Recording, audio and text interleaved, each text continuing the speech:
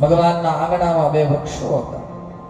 એ વૃક્ષો આમ જો પોતાના ઘરમાં ચોરી કરીને એટલે માએ ભગવાનને ખાંડણિયા સાથે બાંધ્યા અને ભગવાનને લીલા કરવાની ઈચ્છા થઈ એટલે ભગવાને શું કર્યું, બાંધ્યા હતા ને એ ખાંડણીઓ મોટો ઉલુખલ મરચા ખાંડવાનો ખાંડણીઓ હોય ને એને ધક્કો માર્યો, પડી ગયો.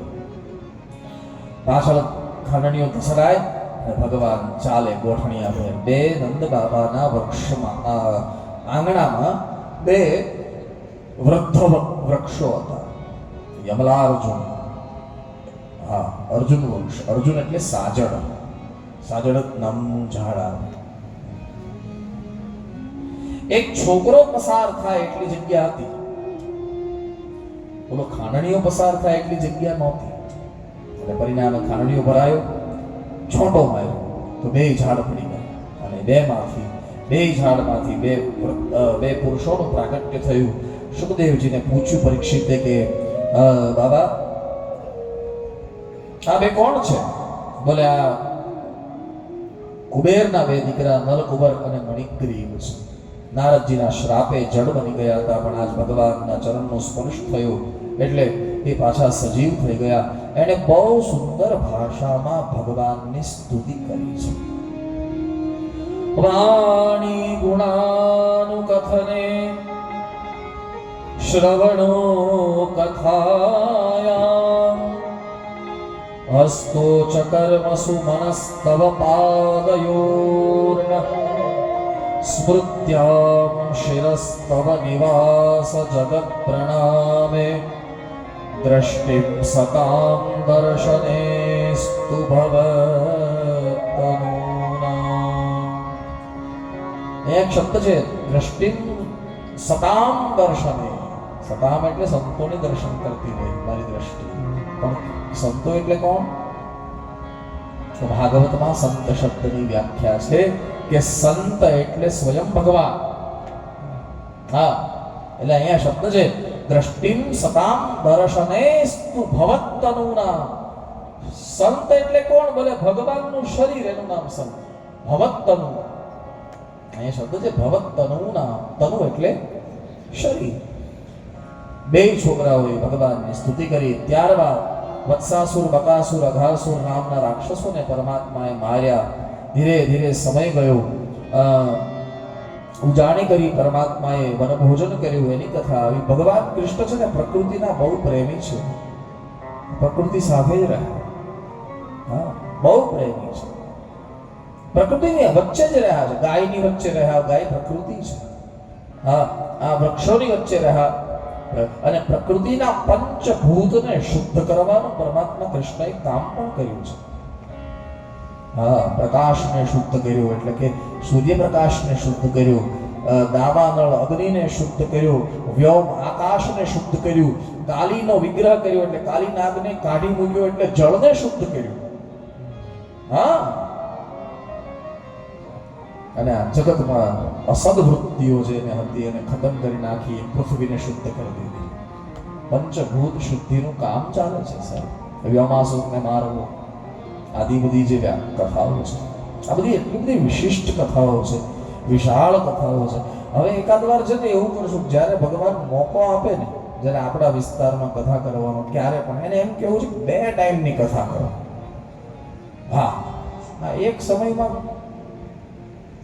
હા ધનસુખભાઈ હવે આ વિસ્તારમાં મારે એક આગ્રહ કરવો છે કે એક સમય નહીં 2 સમય તો જરા, કારણ કે પછી હૃદયમાં એમ રહે કે આવી સુંદર સુંદર કથાઓ પછી ઘડિયાળ પર સમય પછી ઓલું થાય.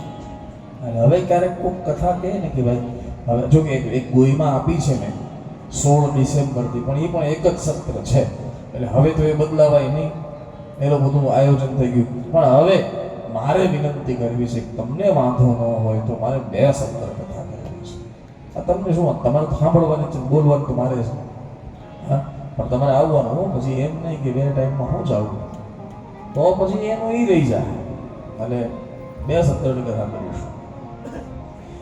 ધીરે ધીરે સમય ગયો. પ્રલંબાસુરનો પરમાત્માએ વધ કર્યો હેમંત ઋતુના આરંભમાં, એટલે કે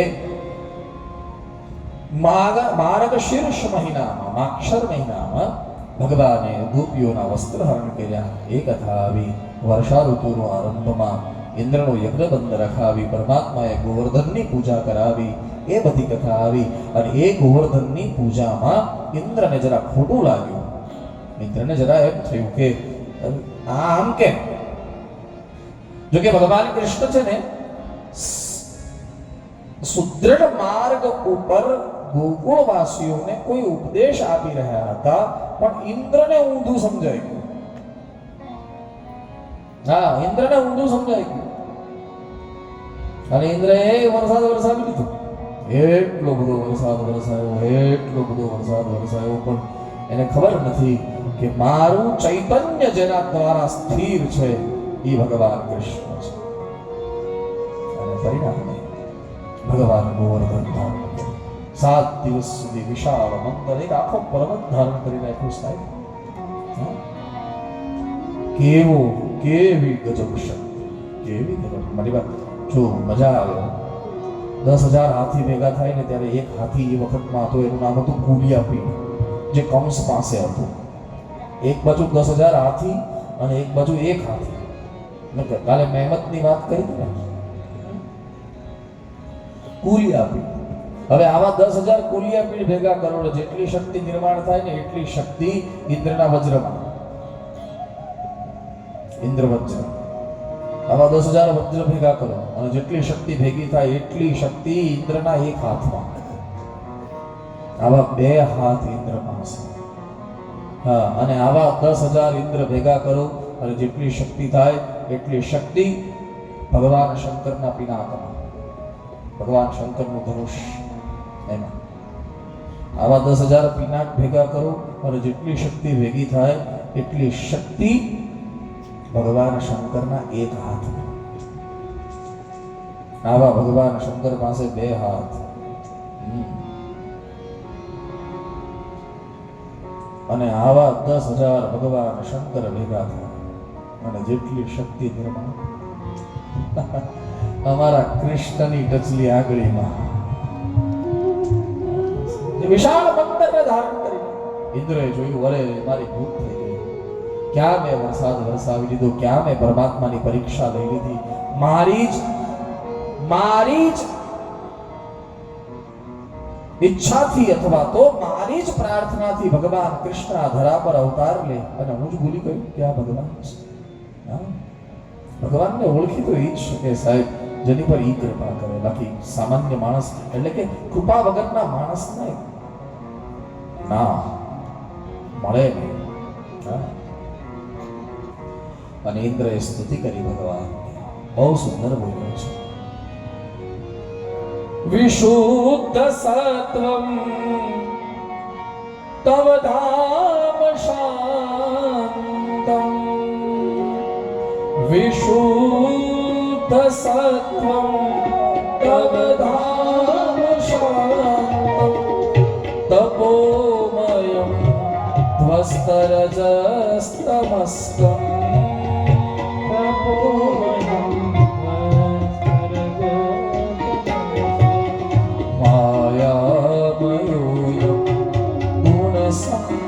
પ્રવાહો માયામયો ગુણ સંપ્રવાહ, નવેદ્યતે તે ગૃહણાનુબંધ, નવેદ્યતે તે ગૃહણાનુબંધ. આ પિતા ગુરુસ્ત્વં જગતામધીશો,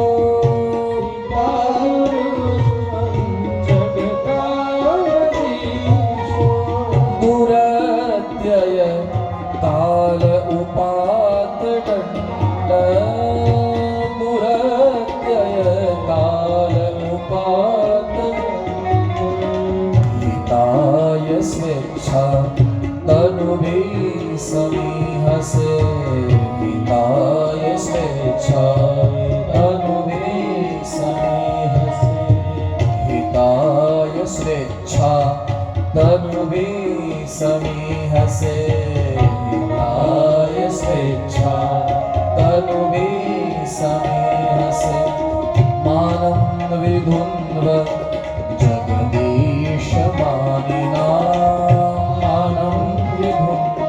હે ભગવાન, તમે આજે ગોવર્ધન ધારણ કરીને શું કર્યું? વ્રજવાસીઓની રક્ષા કરી? ના, વ્રજવાસી તમે તો ભગવાન છો. તમારે વ્રજમાં ગોવર્ધન ઉપાડવાની જરૂર ન પડે. તમે એમને રક્ષા કરી શકો એવા સમર્થ છો. તમે આ ગોવર્ધન શું કામ ઉપાડ્યો? બોલે તમે ગોવર્ધન ઉપાડી અને તમે વ્રજવાસીઓની રક્ષા નથી કરી, મારા અહંકારને તોડી નાખ્યો છે તમે. માનવ વિધુન્વ જગદીશ માનિના. શેનો અહંકાર હતો? અહંકાર ઈ હતો કે હું જગદીશ. ઇન્દ્ર એમ સમજતો હતો કે બધું મારા કારણે થઈ રહ્યું છે. હું જ આ જગતનો ત્રાતા છું, હું જ આ જગતનો નિર્માણ કરતા છું અને હું જ આ જગતનો અંતે વિલય કરતા છું. ભગવાન, એ હું નથી. આજે મને સમજાયું, તમે ગોવર્ધન ઉપાડ્યો ને એમાં મને આજે સમજાઈ ગયું કે હું નહીં, એ તો તમે છો. માનમ વિધુન્વ જગદીશ માનિના. માનમ વિધુન્વ જગદીશ માનિના. શ્રી રામ જય રામ જય જય રામ. શ્રી રામ જય રામ જય જય રામ.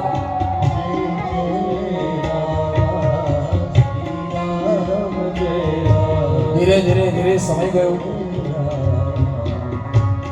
વસ્ત્રહરણ કર્યા ત્યારે બધી જ ગોપીઓને ભગવાને વચન આપ્યા હતા કે શરદ પૂર્ણિમા આવશે ત્યારે આપણે રાસ ક્રીડા કરશું. અને શરદ પૂર્ણિમાના દિવસે બધી જ ગોપીઓ ભગવાન સુધી પહોંચી, પણ કામનાઓ લઈને, શરીરની કામનાઓ, મનની કામનાઓ બધી સાબુત લઈને પહોંચી. એટલે ભગવાનને એમ થયું કે કામનાની સાથે કૃષ્ણ, ભગવાનને એમ થયું કે કામનાની સાથે જો ગોપીઓ મને સ્પર્શ કરશે ને તો હું નિષ્કામ છું, એ નિષ્કામ નહીં બની શકે. અને પરિણામે પોતાના વિરહનો અગ્નિ એટલો ભડકાયો કે ભગવાન દેખાતા બંધ થઈ ગયા. અને એ ભગવાનને બોલાવવા માટે ગોપીઓએ ગોપી ગીત ગાયું છે. યત્તે સુજાત ચરણામ દુર્હમ સ્તનેષુ ભીતાસને ભીતાશને પ્રિયદધી મહી કર્કશેષુ. છેલ્લો શ્લોક. એ ગોપી ગીત સાંભળીને ભગવાન કૃષ્ણ પાછા અદ્રશ્ય થઈ ગયા હતા ને, એ દ્રશ્યમાન થયા. અને દ્રશ્યમાન જેવા થયા એટલે ભગવાન કૃષ્ણને ગોપીઓ બાજી પડી. બધી જ કામનાઓ ખતમ થઈ ગઈ અને પછી વગર કામના વગરનો રાસ થયો છે. આ બહુ મોટી વાત છે. જીવ અને ઈશ્વર વચ્ચે રાસ થયો. રાસનો અર્થ છે રસ. સંસ્કૃતમાં વ્યુત્પત્તિ, જેને સંસ્કૃતનો અભ્યાસ હોય ને એને ખબર પડી જશે રાસ શબ્દ ક્યાંથી આવ્યો છે. બોલે રસ ઉત્પન્ન કરે એને રાસ કહેવાય. વ્યુત્પત્તિ રસમાંથી થઈ છે. કૃષ્ણ રસ છે. પણ રસમાં પાછું કઈ જો આમ તેમ ભળી જાય ને તો એ રસ શુદ્ધ ન રહે. એ રસમાં જો આમ તેમ બીજી કામનાઓ ભળી જાય. અત્યારે ક્યારેક શું થાય સાહેબ, નવરાત્રીના રૂપમાં નથી રહેતી, ક્યાંક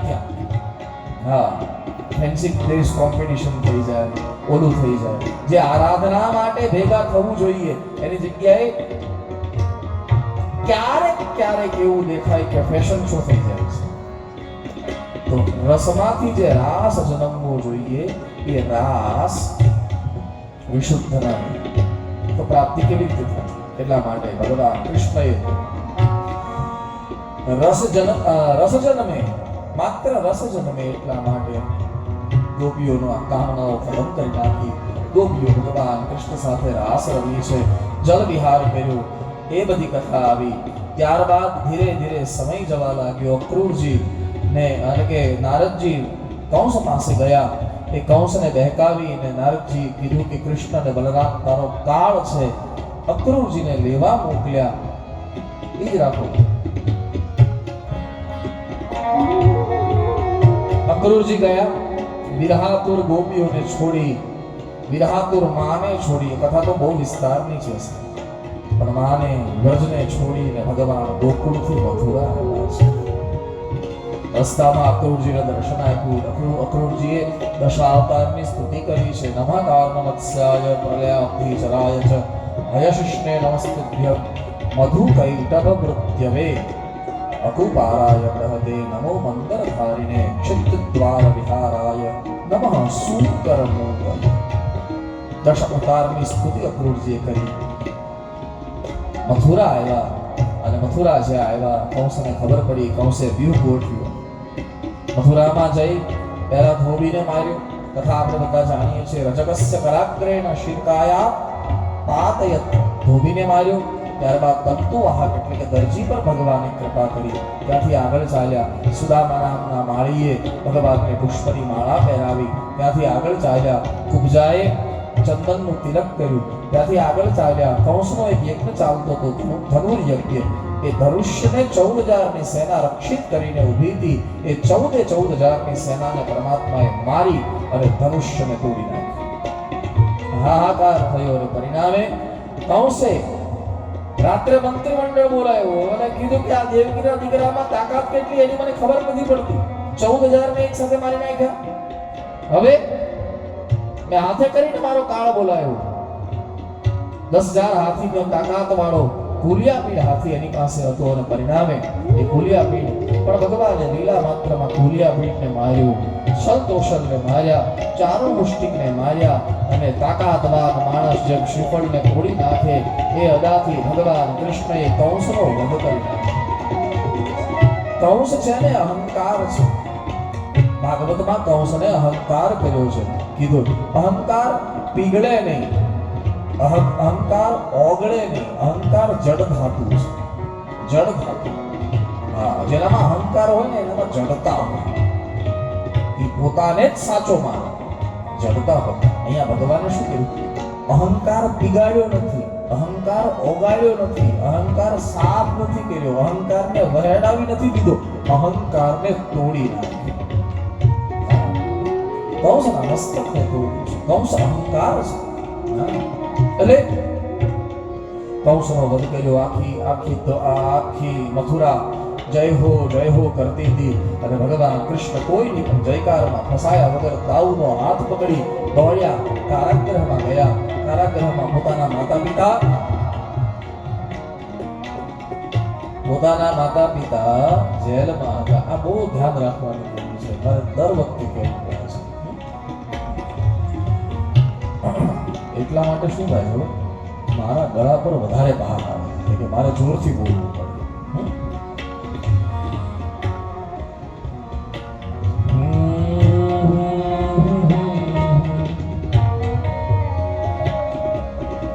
માતા પિતાને મુક્ત કરાયા. વ્યાસજીએ લખ્યું છે કે આ જગતમાં 5 જણા જીવતા મરેલા છે. અહીંયા પ્રસંગમાં લખ્યું છે કોણ બોલે. માતરમ પિતરમ વૃદ્ધમ ભાર્યા સાધવે સુતમ શિશુમ. પોતાના માતા પિતાને મુક્ત ન કરી શકે દીકરો જીવતો મરેલો છે. હા, ભાર્યા સાધવે પોતાની સાધુ જેવી પત્નીની જે વ્યવસ્થા ન કરી શકે પતિ જીવતો મરેલો છે. સુતમ શિશુમ પોતાના નાનક બાળકનું પોષણ ન કરી શકે એ પાપ મરેલો છે. પોતાના ગુરુ અને પોતાના કુળના બ્રાહ્મણની વ્યવસ્થા ન કરી શકે આ જીવતો મરેલો છે. ગુરુ વિપ્ર પ્રપન્નંચ કલ્પો વિભ્રક્ષ વસંત. ત્યારબાદ ભગવાનને જનોય આપવામાં આવી. તતશ્ચ લબ્ધ સંસ્કારો. ત્યાં જનોય આપીને પછી વિદ્યાભ્યાસ કરવા માટે ભગવાન ગયા. શાંતિપનીના આશ્રમમાં ઉજ્જૈનમાં ભગવાને 64 દિવસમાં 64 કળામાં પારંગત થયા. એ બધી કથા આવી. ત્યાં ભણતા હતા ને તો સૌરાષ્ટ્રનો એક ગરીબ બ્રાહ્મણનો દીકરો ત્યાં ભણતો હતો. એનું નામ હતું સુદામા. એની સાથે ભગવાનની મિત્રતા થઈ અને ત્યાંથી વિદ્યા અભ્યાસ કરીને પાછા આવ્યા. અક્રૂરજી સેવામાં લાગ્યા. અક્રૂરજી ભગવાનના પારિવારિક સંગઠનના મંત્રી છે, બૃહસ્પતિના શિષ્ય છે, જ્ઞાની છે. ભાવ નથી એનામાં, એટલે કે હૃદયમાં ભક્તિ નથી. મતિ છે, રતિ નથી. મતિ છે, રતિ નથી. અને ભગવાને વિચાર કર્યો કે ગોપીઓ સાથે જો આ અક્રૂર મળે તો એને ભક્તિ મળે. એટલા માટે વ્રજમાં મોકલ્યા. 6 મહિના અક્રૂરજી વ્રજમાં રોકાયા. પોતાની મતીને રતિમાં ફેરવીને પાછા આવ્યા ઉદ્ધવજીને. અક્રૂરજીને તો પછી ધૃતરાષ્ટ્ર પાસે મોકલ્યા. એ ધૃતરાષ્ટ્ર પાસે કેવું શાસન કરે છે જાણી અને ભાગવતના 10મ સ્કંદના 2 ભાગ છે, ઉત્તરાર્ધ અને પૂર્વાર્ધ. એમાં પૂર્વાર્ધને વિરામ આપે. ઉત્તરાર્ધમાં ભગવાનના લગ્નની કથા છે, અસ્થિ અને પ્રાપ્તિ. કંસને માર્યો ને પછી એની 2 પત્ની હતી, અસ્થિ અને પ્રાપ્તિ. એ 2 જરાસંધની દીકરીઓ છે. દોડી જરાસંધ પાસે, જરાસંધને જઈને કીધું કે તમારા જેવો સમર્થ અમારો પિતા અને અમારા પતિને કોઈ મારે? બોલે કોણે માર્યો? બોલે મથુરામાં રહેતા બલરામ અને કૃષ્ણએ. જરાસંધે કીધું તમે ચિંતા ન કરો, મથુરા નામનું શહેર જ નહીં રહેવા દો. અને પરિણામે જરાસંધે ચડાઈ કરી. 23 અક્ષોહિણી સેના લઈને આવી. મહાભારતનું યુદ્ધ થયું ને ત્યારે 18 અક્ષોહિણી સેના હતી, એક બાજુ 11 ને એક બાજુ 7. આ તો એકલો 23 અક્ષોહિણી સેના લઈને આવ્યો. અને ભગવાને શું કર્યું? જરાસંધને જીવતો રાખ્યો અને સેનાને મારી નાખ્યો. બીજી વાર જરાસંધ વળી 25-30 લાખ રાક્ષસોને લઈને આવ્યો. ભગવાને કીધું કે જરાસંધને જીવતો છોડી મૂકો, સેનાને મારી નાખો. આવું 17 વખત કર્યું. હા, 2 કારણ છે. એક તો ભગવાને વિચાર કર્યો કે જરાસંધનું મૃત્યુ ભીમના હાથે છે, તો આપણે કાયદો શું કામ હાથમાં લેવો જોઈએ. અને બીજું કે જરાસંધ છે ને વગર પૈસાનો એજન્ટ બની ગયો. જરાસંધ 2-4 મહિના થાય એટલે 25-30 લાખ રાક્ષસોને ગોતીને આવે. ભગવાને કીધું ઘરે બેઠા માર્યા કરું, આને ક્યાં ગોતવા જઈશ? ઘરે બેઠા માર્યા કરું. 17 વખત જરાસંધ આવ્યો. 17 વખત એને જીવતો છોડી મૂક્યો. 18મી વખત જરાસંધ આવે એ પહેલા કાલિયવન આવ્યો. કાલિયવન એક વિચિત્ર રાક્ષસ છે, જેને ચડાઈ કરી દ્વારિકા પર. અને ભગવાન ગિરનારની ગુફામાં ગયા છે. જો દોડતા દોડતા મુચકુંદ ત્યાં સુતા હતા. મુચકુંદ એક રાજા હતા. એને એનું વરદાન હતું કે એને ઊંઘમાંથી કોઈ જગાડે ને તો એની આંખમાંથી જ્વાળા નીકળે, અગ્નિ નીકળે. અને ભગવાને આમ પગ હલાવી છુપાઈ ગયા. કાલિયવનને એમ થયું કે આ જે સુતા છે ને એ કૃષ્ણ છે ગુફામાં, એટલે એને વધારે જગાડ્યા. તો મુચકુંદની દૃષ્ટિ પડી અને કાલિયવન બળીને ભસ્મ થઈ ગયો. સાહેબ એ કથા ભાગવતમાં નિરૂપિત થઈ. મુચકુંદની દૃષ્ટિથી કાલિયવનને મરાયો. ત્યારબાદ 18મી વખત જરાસંધ આવ્યો એટલે બલરામજી સાથે સંધિ કરી અને ભગવાન પર્વત પર ચડી ગયા. વિશ્વકર્માજીને પ્રાર્થના કરી કે વિશ્વકર્માજી અમારે મથુરાને મુક્ત કરવું છે, તમે સાગર કિનારે કોઈ સરસ દુર્ગ બનાવો, કિલ્લો બનાવો. વિશ્વકર્માએ કીધું કે ભગવાન પછી ત્યાંથી પણ તકલીફ થાય ને કરતા તમે જ કહો ને તમને શું વધારે ગમે છે? ત્યારે ભગવાન કીધું મને ગુજરાત વધારે ગમે છે. હા, મને ગુજરાત. જો ભગવાને બધું લીલા બધી કરી, નટખટ લીલા તોફાન કર્યું, બધું ઈ બાજુ ફરી ઠામ થવું હતું એટલે આ બાજુ આવી ગયા કે હવે ત્યાં આ બાજુ કૃષ્ણ ગુજરાત, એટલે કે કૃષ્ણ ગુજરાતમાં એમાંય સૌરાષ્ટ્ર, દ્વારિકા. દ્વારાવતી નામ છે. નિર્માણ થઈ. રાત્રે બધા સૂતા ત્યારે મથુરામાં સૂતા, સવારે જાગ્યા દ્વારકામાં. કર્ષિત કરી નાખ્યું. હવે સવારે જાગ્યા ને તો આ નગરીનું નામ છે દ્વારાવતી. દ્વારાવતીનો અર્થ છે કે એટલા બધા દરવાજા છે કે બહાર ક્યાંથી નીકળવું એ જ સમજાય નહીં. હા, એટલે બધા ત્યાં હિન્દી વાળા બધા અહીંયા ઊભા થયા સવારે. દ્વાર કહા, દ્વાર કહા, દ્વાર કહા, અને નામ પડી ગયું દ્વારકા.